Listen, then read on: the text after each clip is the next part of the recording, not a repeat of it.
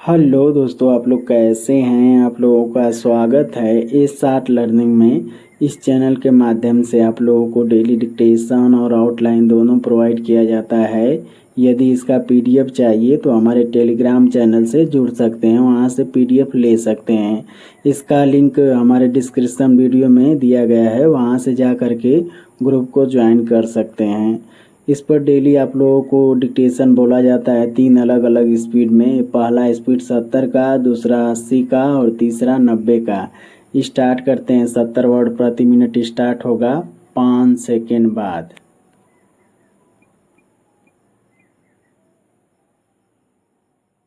Start. Jammu Kashmir और हरियाणा के विधानसभा चुनावों का अलग अलग कारणों से विशेष महत्व था, जहां जम्मू कश्मीर को लेकर यह उत्सुकता थी कि हमारा यह भूभाग लोकतंत्र की कसौटी पर खरा उतरता है या नहीं। वहीं हरियाणा इस कारण सबकी निगाह में था कि लोकसभा चुनाव में भाजपा की लोकप्रियता का जो ग्राफ गिरा, उसमें कोई बदलाव आता है या नहीं। जम्मू कश्मीर की जनता ने विधानसभा चुनाव के नतीजों के पहले ही यह जरूरी संदेश दे दिया था कि यहाँ लोकतंत्र ने फिर से अपनी जड़ें जमा ली हैं। देश के साथ दुनिया को यह संदेश मिल जाने के चलते बस यह जिज्ञासा रह गई थी कि सत्ता किसे हासिल होती है। चूंकि भाजपा यहाँ सभी सीटों पर चुनाव नहीं लड़ी और जम्मू संभाग की तुलना में कश्मीर घाटी में उसका प्रभाव नगण्य ही था, इसलिए इसके आसार न्यून ही थे कि वह सत्ता की प्रबल दावेदार बन जाएगी। इसके बाद भी यह उल्लेखनीय है कि जम्मू संभाग में विरोधियों पर भारी पड़ने के साथ ही उसने कश्मीर घाटी में अपने जनाधार की जमीन तैयार की। जम्मू कश्मीर में नेशनल कॉन्फ्रेंस का कांग्रेस के साथ सरकार बनाना तय है, लेकिन उसे विभाजनकारी एजेंडे को छोड़कर ऐसा माहौल बनाना होगा कि शांति एवं स्थिरता बढ़े। जम्मू को बराबर का महत्व मिले और कश्मीरी हिंदुओं की घर वापसी हो सके। यह सब किए बिना राज्य के दर्जे की बहाली पर जोर देना सही नहीं होगा।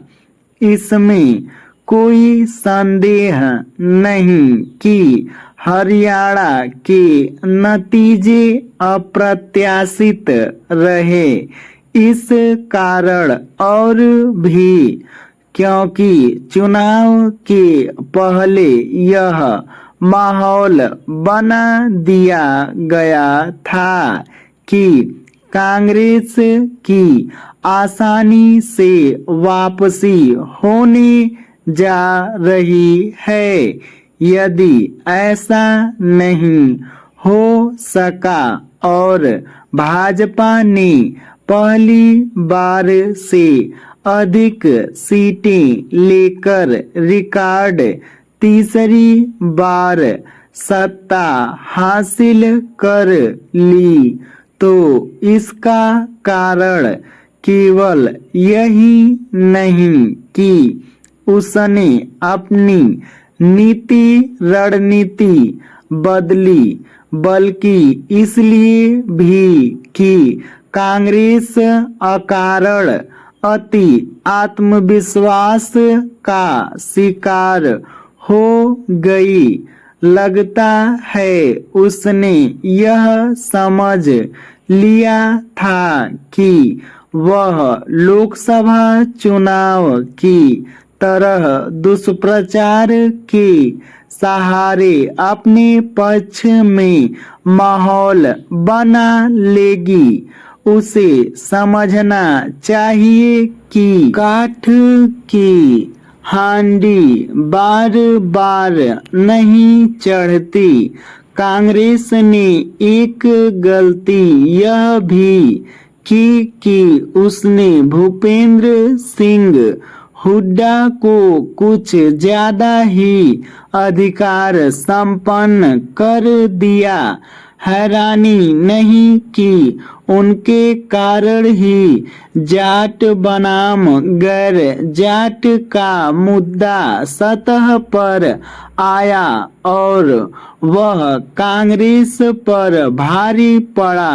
अब चुनाव नतीजों पर चकित होकर और चुनाव आयोग को कटघरे में खड़ा कर कांग्रेस यही बता रही है कि वह अपनी गलतियों का दोष दूसरों पर मढ़ने में माहिर हो चुकी है।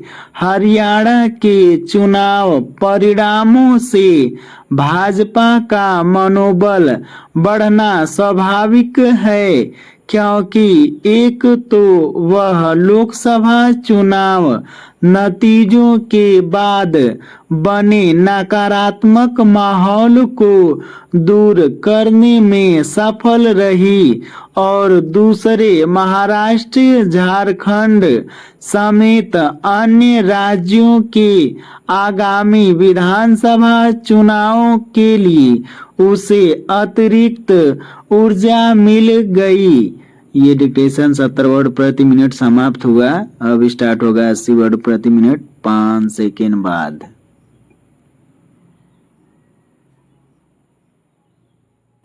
स्टार्ट।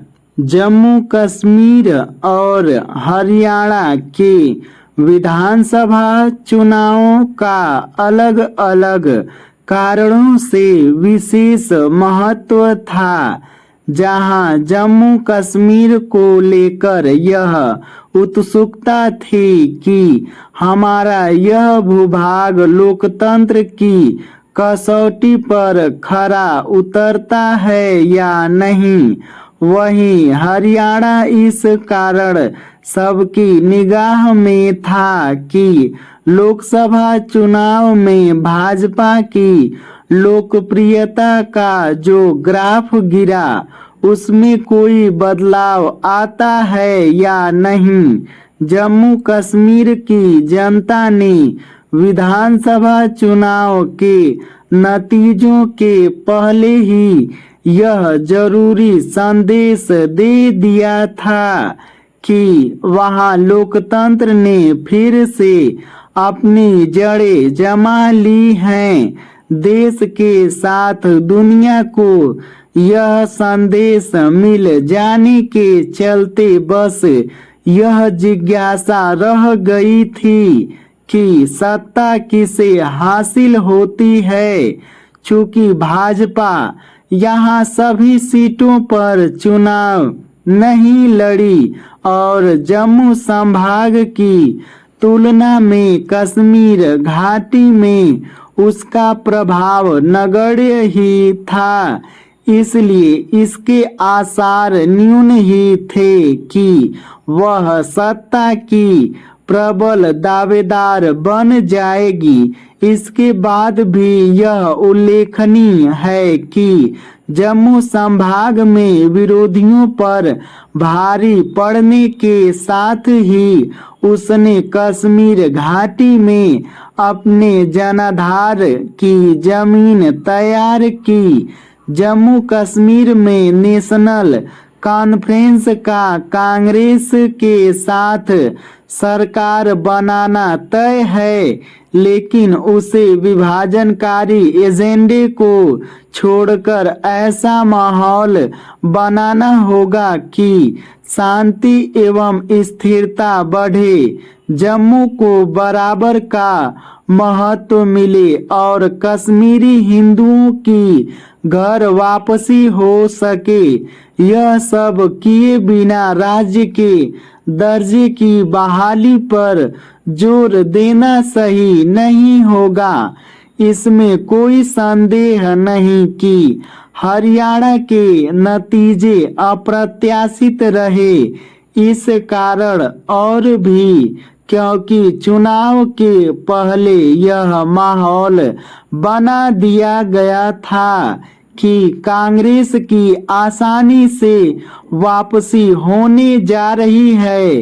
यदि ऐसा नहीं हो सका और भाजपा ने पिछली बार से अधिक सीटें लेकर रिकॉर्ड तीसरी बार सत्ता हासिल कर ली, तो इसका कारण केवल यही नहीं कि उसने अपनी नीति रणनीति बदली, बल्कि इसलिए भी कि कांग्रेस अकारण अति आत्मविश्वास का शिकार हो गई। लगता है उसने यह समझ लिया था कि वह लोकसभा चुनाव की तरह दुष्प्रचार के सहारे अपने पक्ष में माहौल बना लेगी। उसे समझना चाहिए था कि काठ की हांडी बार बार नहीं चढ़ती। कांग्रेस ने एक गलती यह भी की कि उसने भूपेंद्र सिंह हुड्डा को कुछ ज्यादा ही अधिकार संपन्न कर दिया। हैरानी नहीं कि उनके कारण ही जाट बनाम गैर जाट का मुद्दा सतह पर आया और वह कांग्रेस पर भारी पड़ा। अब चुनाव नतीजों पर चकित होकर और चुनाव आयोग को कटघरे में खड़ा कर कांग्रेस यही साबित कर रही है कि वह अपनी गलतियों का दोष दूसरों पर मढ़ने में माहिर हो चुकी है। हरियाणा के चुनाव परिणामों से भाजपा का मनोबल बढ़ना स्वाभाविक है, क्योंकि एक तो वह लोकसभा चुनाव नतीजों के बाद बने नकारात्मक माहौल को दूर करने में सफल रही और दूसरे महाराष्ट्र, झारखंड समेत अन्य राज्यों के आगामी विधानसभा चुनावों के लिए उसे अतिरिक्त ऊर्जा मिल गई। ये डिक्टेशन 80 वर्ड प्रति मिनट समाप्त हुआ। अब स्टार्ट होगा 90 वर्ड प्रति मिनट 5 सेकेंड बाद। स्टार्ट। जम्मू कश्मीर और हरियाणा के विधानसभा चुनाव का अलग अलग कारणों से विशेष महत्व था। जहां जम्मू कश्मीर को लेकर यह उत्सुकता थी कि हमारा यह भूभाग लोकतंत्र की कसौटी पर खरा उतरता है या नहीं, वहीं हरियाणा इस कारण सबकी निगाह में था कि लोकसभा चुनाव में भाजपा की लोकप्रियता का जो ग्राफ गिरा उसमें कोई बदलाव आता है या नहीं। जम्मू कश्मीर की जनता ने विधानसभा चुनाव के नतीजों के पहले ही यह जरूरी संदेश दे दिया था कि यहाँ लोकतंत्र ने फिर से अपनी जड़ें जमा ली हैं। देश के साथ दुनिया को यह संदेश मिल जाने के चलते बस यह जिज्ञासा रह गई थी कि सत्ता किसे हासिल होती है। चूँकि भाजपा यहाँ सभी सीटों पर चुनाव नहीं लड़ी और जम्मू संभाग की तुलना में कश्मीर घाटी में उसका प्रभाव नगण्य ही था, इसलिए इसके आसार न्यून ही थे कि वह सत्ता की प्रबल दावेदार बन जाएगी। इसके बाद भी यह उल्लेखनीय है कि जम्मू संभाग में विरोधियों पर भारी पड़ने के साथ ही उसने कश्मीर घाटी में अपने जनाधार की जमीन तैयार की। जम्मू कश्मीर में नेशनल कॉन्फ्रेंस का कांग्रेस के साथ सरकार बनाना तय है, लेकिन उसे विभाजनकारी एजेंडे को छोड़कर ऐसा माहौल बनाना होगा कि शांति एवं स्थिरता बढ़े, जम्मू को बराबर का महत्व मिले और कश्मीरी हिंदुओं की घर वापसी हो सके। यह सब किए बिना राज्य के दर्जे की बहाली पर जोर देना सही नहीं होगा। इसमें कोई संदेह नहीं कि हरियाणा के नतीजे अप्रत्याशित रहे। इस कारण और भी क्योंकि चुनाव के पहले यह माहौल बना दिया गया था कि कांग्रेस की आसानी से वापसी होने जा रही है। यदि ऐसा नहीं हो सका और भाजपा ने पिछली बार से अधिक सीटें लेकर रिकॉर्ड तीसरी बार सत्ता हासिल कर ली तो इसका कारण केवल यही नहीं कि उसने अपनी नीति रणनीति बदली, बल्कि इसलिए भी कि कांग्रेस अकारण अति आत्मविश्वास का शिकार हो गई। लगता है उसने यह समझ लिया था कि वह लोकसभा चुनाव की तरह दुष्प्रचार के सहारे अपने पक्ष में माहौल बना लेगी। उसे समझना चाहिए था कि काठ की हांडी बार बार नहीं चढ़ती। कांग्रेस ने एक गलती यह भी की कि उसने भूपेंद्र सिंह हुड्डा को कुछ ज़्यादा ही अधिकार संपन्न कर दिया। हैरानी नहीं कि उनके कारण ही जाट बनाम गैर जाट का मुद्दा सतह पर आया और वह कांग्रेस पर भारी पड़ा। अब चुनाव नतीजों पर चकित होकर और चुनाव आयोग को कटघरे में खड़ा कर कांग्रेस यही साबित कर रही है कि वह अपनी गलतियों का दोष दूसरों पर मढ़ने में माहिर हो चुकी है।